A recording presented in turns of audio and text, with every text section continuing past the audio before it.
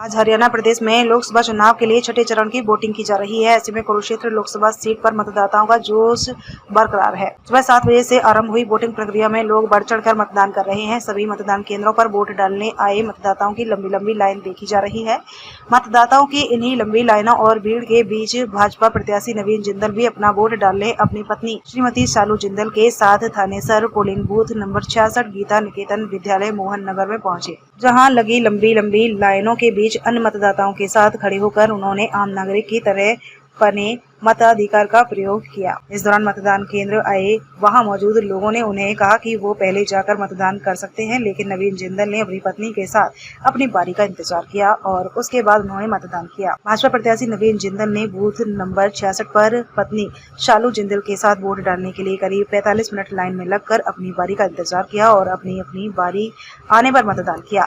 इस दौरान उन्होंने बुजुर्गों, महिलाओं का आशीर्वाद भी लिया और कुरुक्षेत्र लोकसभा के सभी मतदाताओं से बढ़ चढ़ कर मतदान करने की अपील भी की। उन्होंने कहा कि वोट जरूर करें, सोच समझकर देश हित में मतदान करें, सही के लिए मतदान करें और सही चुनें। इस दौरान जब मैं वोट डालकर मतदान केंद्र से बाहर निकले तो वहां पहुंचे राज्य मंत्री सुभाष सुधा और नगर परिषद की निवर्तमान अध्यक्ष उमा सुधा ने भी उनका अभिवादन किया। इस दौरान बूथ पर मौजूद कार्यकर्ताओं, समर्थकों और शहर वासियों ने उनका अभिवादन किया। नवीन जिंदल ने सभी से वोट करने की अपील की। वहीं उनकी धर्मपत्नी शालू जिंदल ने भी नारी शक्ति को बढ़ चढ़कर वोट करने की अपील की। इस दौरान मतदान केंद्र पर वोट डालने आए मतदाताओं की लंबी लंबी लाइन लगी दिखाई दी। यहाँ आपको ये भी बता दें कि मतदान से पहले श्री सिद्धेश्वर महादेव मंदिर में भाजपा प्रत्याशी नवीन जिंदल ने अपनी पत्नी शालू जिंदल के साथ पूजा कर कुरुक्षेत्र और देश के कल्याण की प्रार्थना भी की। गौरतलब है कि इस बार मतदान 9 घंटे नहीं बल्कि 11 घंटे होगा। आज सुबह 7 बजे से लेकर शाम 6 बजे तक वोटर मतदान कर सकेंगे।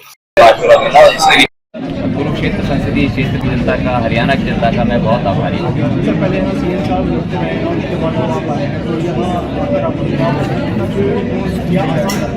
देखिए, यहाँ पर चुनाव जो है लड़ना मेरे लिए कोई चुनाव लड़ने के हिसाब से नहीं, यहाँ तो जो है मेरा परिवार है।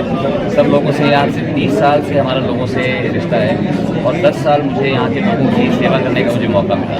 तो इसलिए मुझे तो बहुत आनंद आया सबसे मिलने में। सब लोगों ने हमने आनंदित रूप से जो है पूरे चुनाव में हमने हिस्सा लिया। सब लोगों को जाके मिला, बहुत से लाखों लोगों से मैं मिला, लाखों लोगों का आशीर्वाद मिला। इसलिए मैं सभी का मैं बहुत आभारी हूँ। और जिस तरह से यहाँ पर हरियाणा सरकार ने काम किया है, जिस तरह पिछले 10 वर्षों में हमारे देश के माननीय प्रधानमंत्री नरेंद्र मोदी जी ने काम किया है, लोगों में एक बहुत उत्साह है, लोगों में एक बहुत आस्था है भारतीय जनता पार्टी के प्रति।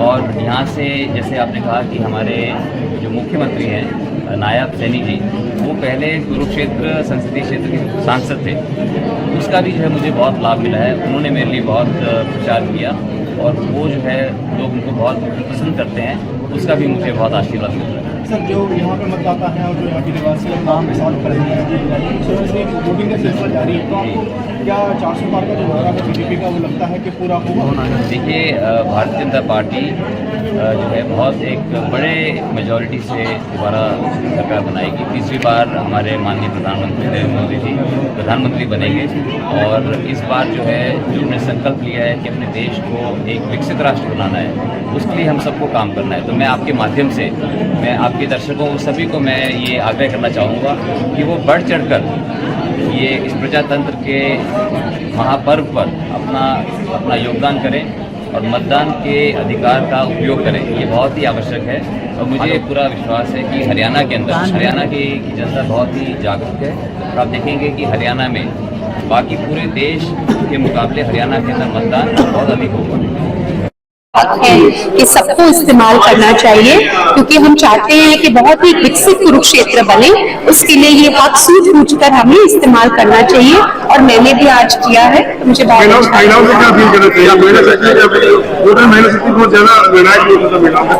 मैं मानती हूँ कि जो महिला होती है वो डिसाइड करती है आपका फ्यूचर, और उसके लिए मैं महिला शक्ति से यही वोट करना चाहूंगी कि आप बहुत सूझ कर जो हमारे बच्चों का भविष्य, हम अपने बच्चों का भविष्य भविष्य उनके हाथ में दें जिनके हाथ में सुरक्षित और सफल रहेगा ये भविष्य। आप 1 घंटा विद्यालय की लाइन में खड़े कैसे नहीं, मुझे बहुत अच्छा लगता है सबसे मिलना और करना, और लाइन में खड़े होने का भी मैं आदत है मुझे बहुत, क्योंकि हम कहीं पर भी जाके दिल्ली में ऐसा कोई कल्चर नहीं है, हमें लाइन में ही खड़ा होना पड़ता है।